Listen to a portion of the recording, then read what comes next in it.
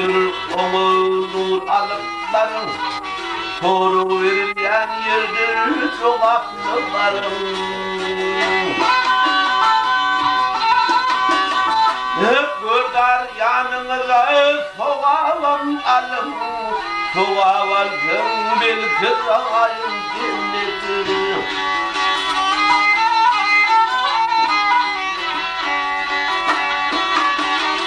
Ey dostum hakta adam zatın sorma, özümden ediyle sütün eyleme.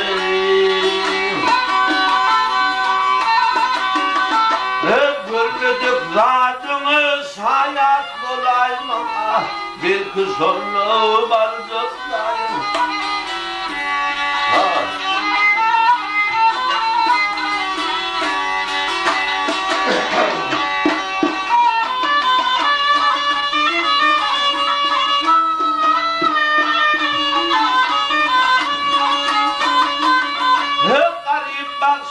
Senin kulun ümmetin geç günahını tövbe kılın Allah'ım.